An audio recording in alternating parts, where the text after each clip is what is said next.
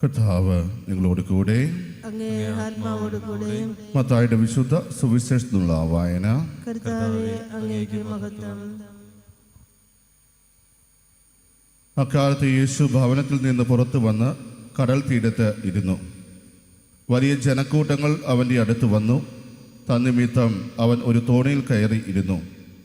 ജനക്കൂട്ടം മുഴുവൻ തീരത്ത് നിന്നു. അപ്പോൾ അവൻ വളരെ കാര്യങ്ങൾ ഉപമകൾ വഴി അവരോട് പറഞ്ഞു. വിതക്കാരൻ വിതയ്ക്കാൻ പുറപ്പെട്ടു. അവൻ വിതച്ചപ്പോൾ വിത്തുകളിൽ കുറെ വഴിയരികിൽ വീണു. പക്ഷികൾ വന്ന് അത് തിന്നു.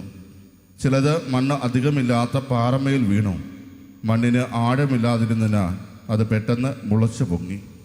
സൂര്യൻ ഉദിച്ചപ്പോൾ അത് വെയിലേറ്റ് വാടുകയും വേരില്ലാത്തതിനാൽ കരിഞ്ഞു പോവുകയും ചെയ്തു. വേറെ ചിലത് മുൾച്ചെടികൾക്കിടയിൽ വീണു. മുൾച്ചെടികൾ വളർന്ന് അതിനെ ഞെരുക്കിക്കളഞ്ഞു.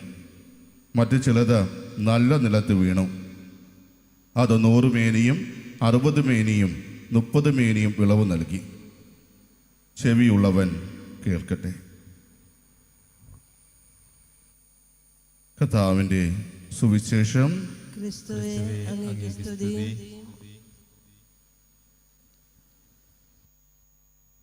മിശിഹായിലത്രയും സ്നേഹമുള്ളവരെ, മത്തായി സുവിശേഷകൻ യേശുവിൻ്റെ പ്രശസ്തമായ 5 പ്രസംഗങ്ങളാണ് തൻ്റെ സുവിശേഷത്തിൽ ഉൾക്കൊള്ളിച്ചിട്ടുള്ളത്. ഈ 5 പ്രസംഗങ്ങളും, ഒന്നാമത്തേത് മലയിലെ പ്രസംഗം, രണ്ടാമത്തേത് പ്രേക്ഷിത പ്രസംഗം, മൂന്നാമത്തേത് ഉപമകൾ ഉപയോഗിച്ചുകൊണ്ടുള്ള പ്രസംഗങ്ങൾ, നാലാമത് സഭാസംബന്ധമായ പ്രസംഗം, അഞ്ചാമത് യുഗാന്ത്യ സംബന്ധമായ പ്രസംഗം. ഈ 5 പ്രശസ്തമായ പ്രസംഗങ്ങളാണ് മത്തായി തൻ്റെ സുവിശേഷത്തിൽ യേശുവിൻ്റേതായിട്ട് ഉപയോഗിച്ചിട്ടുള്ളത്. ഇന്ന് നാം വായിച്ചു കേട്ട മത്തായിയുടെ സുവിശേഷം 13-ാം അധ്യായം 1 മുതൽ 9 വരെയുള്ള തിരുവചനങ്ങൾ ഉപമകൾ ഉപയോഗിച്ചുള്ള പ്രസംഗത്തിൻ്റെ ആരംഭമായിട്ട് നമുക്ക് കാണുവാൻ സാധിക്കും. ഈ ഉപമകളെല്ലാം തന്നെ കർത്താവ് ഉപയോഗിച്ചിട്ടുള്ളത് ദൈവരാജ്യ രഹസ്യങ്ങൾ നമുക്ക് വെളിപ്പെടുത്തി തരുവാൻ വേണ്ടിയാണ്. ദൈവരാജ്യത്തിലേക്കുള്ള ഒരു വെളിച്ചമാണ് ഈ ഉപമകൾ വഴി കർത്താവ് കൊണ്ടുവരുന്നത്. ഈ ഉപമകൾ ഉപയോഗിക്കുമ്പോൾ കർത്താവിൻ്റെ നിർബന്ധമുണ്ടായിരുന്നു, തന്നെ കേൾക്കുന്ന ആളുകൾ ഈ ഉപമകളിലൂടെ ദൈവരാജ്യത്തെക്കുറിച്ച് കൃത്യതയോടുകൂടെ മനസ്സിലാക്കണം. അതുകൊണ്ട് തന്നെ അവരുടെ ജീവിതവുമായി ബന്ധപ്പെട്ട് കിടന്ന കാര്യങ്ങളാണ് യേശുനാഥൻ ഈ ഉപമകൾക്ക് വേണ്ടി ഉപയോഗിച്ചിട്ടുള്ളത് എന്ന് നമ്മൾ മനസ്സിലാക്കുക. ഇന്ന് നമ്മൾ വായിച്ചു കേട്ട സുവിശേഷത്തിൽ വിതക്കാരൻ്റെ ഉപമയാണ് കർത്താവ് അവതരിപ്പിക്കുന്നത്. ഈ ഉപമയിൽ വിതക്കാരൻ യേശുവാണ്, വിത്ത് ദൈവവചനമാണ്, അതുപോലെ നിലം മനുഷ്യ ഹൃദയങ്ങളാണ്. എന്തുകൊണ്ടാണ് ഇത് ഒരുപോലെ ഫലം തരാതിരുന്നത് എന്ന് ചോദിച്ചു കഴിഞ്ഞാൽ, പ്രിയമുള്ളവരെ, നമ്മൾ മനസ്സിലാക്കേണ്ടത് ഈ നിലം എന്ന് പറയുന്നത് മനുഷ്യ ഹൃദയങ്ങളാണെന്ന് പറഞ്ഞു.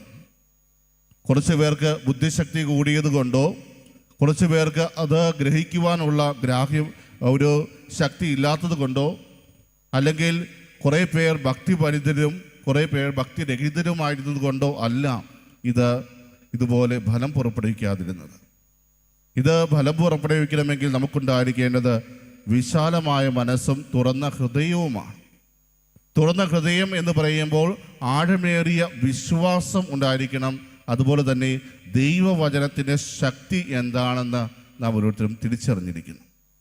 ദൈവവചനത്തിൻ്റെ ശക്തി തിരിച്ചറിയുകയും പൂർണ്ണമായ വിശ്വാസം ദൈവവചനത്തിൽ അർപ്പിക്കുകയും ചെയ്യുന്ന വ്യക്തികൾ, അവർ സ്വാർത്ഥ താല്പര്യങ്ങളെല്ലാം വെടിഞ്ഞ് അവരൻ്റെ അടുത്തേക്ക് ഇറങ്ങിച്ചെല്ലുകയും അവരുടെ ജീവിതത്തിലൂടെ കർത്താവിൻ്റെ വചനം പൂർണ്ണമായി വിളവ് നൽകുകയും ചെയ്യുന്നത് നമുക്ക് കാണുവാൻ സാധിക്കും.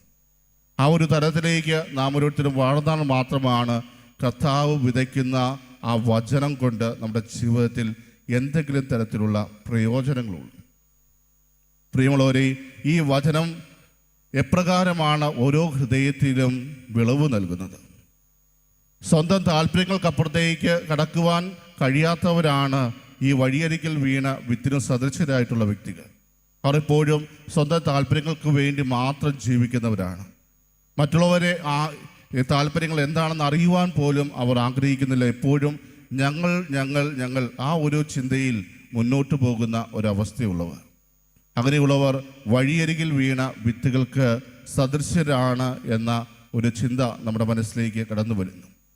അതുപോലെ കർത്താവ് വിതയ്ക്കുന്ന ദൈവവചനം ആഴത്തിലേക്ക് ഇറങ്ങുവാൻ കഴിയാതെ പ്രയാസങ്ങൾ വരുമ്പോൾ നിരാശരും നഷ്ടദരിദ്രവുമായി മാറുന്നവരാണ് പാറപ്പുറത്ത് വീണ വിത്തുകൾക്ക് സദൃശ്യരായ വ്യക്തികൾ. അവരുടെ ജീവിതത്തിൽ എന്തെങ്കിലും പ്രയാസങ്ങൾ കടന്നു വന്നാൽ ഇത് എങ്ങനെ തരണം ചെയ്യണമെന്ന് പോലും അറിയാതെ പെട്ടെന്ന് തന്നെ നിരാശയിലേക്ക് വീണുപോകുന്ന ഒരവസ്ഥയുണ്ടാകുന്നു. ഈ നിരാശയിലേക്ക് കടന്നു വരുന്നവർ ഒന്നും ചെയ്യുവാൻ ധൈര്യമില്ലാതെ യാതൊരു ഫലവും പുറപ്പെടുവിക്കാതെ പോകുന്ന വ്യക്തികളാണ്. അവരാണ് പാറപ്പുറത്ത് വീണ വിത്തുകൾക്ക് സദൃശ്യരായിട്ടുള്ളവർ. മൂന്നാമതായി മുൾച്ചെടികൾക്ക് ഇടയിൽ വീണ വിത്തുകൾക്ക് സദൃശ്യരായ വ്യക്തികൾ അവരുടെ ജീവിത വ്യഗ്രതകളിൽ ഫലം പുറപ്പെടുവിക്കുവാൻ സാധിക്കാതെ പിൻവലിയുന്നവരാണ്. അവരുടെ ജീവിത വ്യഗ്രതകൾ കടന്നു വരുമ്പോൾ ഒരിക്കലും അവർ മുന്നിലേക്ക് കടന്നു വന്ന് അതിനെ ഫേസ് ചെയ്യുവാൻ തയ്യാറാകുന്നില്ല. മറിച്ച് അവർ പുറകോട്ട് പോകുന്ന ഒരു തരം ആളുകളാണ്. അതേസമയം 100 മേനിയും 60 മേനിയും 30 മേനിയും വിളവ് നൽകുന്നവർ എങ്ങനെയുള്ളവരാണ്? അവർ വിശ്വാസം, പ്രത്യാശ, സ്നേഹം എന്നീ ഗുണങ്ങളാൽ കർത്താവ് വിതയ്ക്കുന്ന വചനം അവരുടെ ഹൃദയങ്ങളിലേക്ക് ഏറ്റെടുക്കുന്നവരാണ്. പ്രിയമുള്ളവരെ, ഇന്നത്തെ ഈ സുവിശേഷത്തിന് ശേഷം ശിഷ്യന്മാർ ഇത് ഞങ്ങൾക്ക് വിശദീകരിച്ച് നൽകണമേ എന്ന് കർത്താവിനോട് അപേക്ഷിക്കുന്നുണ്ട്. വളരെ വിശദമായി തന്നെ കർത്താവ് ആ ഉപമ അവർക്ക് പറഞ്ഞു കൊടുക്കുന്നുണ്ട്. പ്രിയമുള്ളവരെ, ഈ ഉപമയുടെ വെളിച്ചത്തിൽ നമ്മുടെ ഓരോരുത്തരുടെയും ഹൃദയങ്ങൾ എപ്രകാരമാണ് ദൈവത്തിൻ്റെ വചനം സ്വീകരിക്കുന്നത് എന്ന് തിരിച്ചറിയുമ്പോഴാണ് നാം ദൈവത്തിൽ നിന്നും എത്രമാത്രം അകലെയാണ് എന്ന് നമുക്ക് വിലയിരുത്തുവാൻ സാധിക്കുകയുള്ളൂ. കർത്താവിൻ്റെ വചനം എൻ്റെ ജീവിതത്തിൽ ഫലം പുറപ്പെടുവിക്കുന്ന ഒന്നായി മാറുന്നുണ്ടോ? അതിന് ഞാൻ അനുവദിക്കുന്നുണ്ടോ എന്ന് നമ്മൾ ചിന്തിച്ചു നോക്കണം. എപ്രകാരമാണ് കർത്താവിൻ്റെ വചനം ഞാൻ എൻ്റെ ജീവിതത്തിലേക്ക് ഏറ്റെടുക്കുന്നത്? എൻ്റെ ജീവിതത്തിൽ എന്തെങ്കിലും പ്രയാസങ്ങൾ കടന്നു വരുമ്പോൾ തളർന്നു പോകുന്നവരാണോ ഞാൻ? ദൈവവചനത്തിൻ്റെ ശക്തി തിരിച്ചറിയാതെ ഞാൻ തളർന്നിരിക്കുന്നവനാണോ? നിരാശയിൽ പതിക്കുന്ന ഒരു വ്യക്തിയാണോ? അതോ കർത്താവിൻ്റെ വചനം കേട്ട് അതിൽ നിന്നും ശക്തി സംഭരിച്ചുകൊണ്ട് ആ പ്രയാസങ്ങളെയെല്ലാം തരണം ചെയ്ത് ജീവിതത്തിൽ മുന്നേറുന്ന ഒരു വ്യക്തിയാണോ ഞാൻ? അതോ എൻ്റെ ജീവിതത്തിലേക്ക് ജീവിത വ്യഗ്രതകൾ ഇതുപോലെ കടന്നു വരുമ്പോൾ അത് എങ്ങനെയാണ് ഞാൻ ഫേസ് ചെയ്യേണ്ടത്? എനിക്ക് അതിനുള്ള ധൈര്യമില്ല എന്ന തിരിച്ചറിവിൽ പിൻവലിഞ്ഞു നിൽക്കുന്നവരാണോ നാം ഓരോരുത്തരും? അതോ ഈ വചനമാണ് എന്നെ രക്ഷയിലേക്ക് നയിക്കുന്നത്? ഇത് കർത്താവ് നൽകിയ വചനമാണ്. ഈ വചനത്തിന് അതിൻ്റേതായ ശക്തിയുണ്ട്. ആ വചനം എന്നെ ദൈവത്തിലേക്ക് അടുപ്പിക്കുന്ന ഒന്നാണ് എന്ന് തിരിച്ചറിഞ്ഞുകൊണ്ട് വിശ്വാസത്തോടും പ്രത്യാശയോടും സ്നേഹത്തോടും കൂടി ആ വചനത്തെ മുറുകെ പിടിക്കുന്നവരാണ് നാം.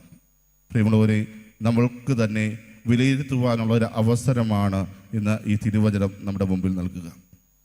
നമ്മളെ തന്നെ ഒന്ന് വിലയിരുത്തിക്കൊണ്ട് നമ്മുടെ ഹൃദയങ്ങൾ വിശാലമായ മനസ്സോടും അതുപോലെ തുറന്ന ഹൃദയത്തോടും തന്നെ ദൈവവചനം സ്വീകരിക്കുന്ന ഒരവസ്ഥയിലേക്ക് നമുക്ക് കൊണ്ടുവരാം. അങ്ങനെ കൊണ്ടുവന്നു കഴിഞ്ഞാൽ തീർച്ചയായും നമ്മുടെ ജീവിതത്തിലൂടെ കർത്താവ് ആഗ്രഹിക്കുന്ന വിളവ് ശേഖരിക്കുവാൻ കർത്താവിന് സാധിക്കും. ആ ഒരു കൃപയ്ക്ക് വേണ്ടി ഇന്നത്തെ ദിവ്യബലി നമുക്ക് ആത്മാർത്ഥമായിട്ട് പ്രാർത്ഥിക്കാം. സർവശക്തനായ ദൈവം നമ്മെ ഓരോരുത്തരെയും സമൃദ്ധമായിട്ട് അനുഗ്രഹിക്കട്ടെ. ആമേൻ.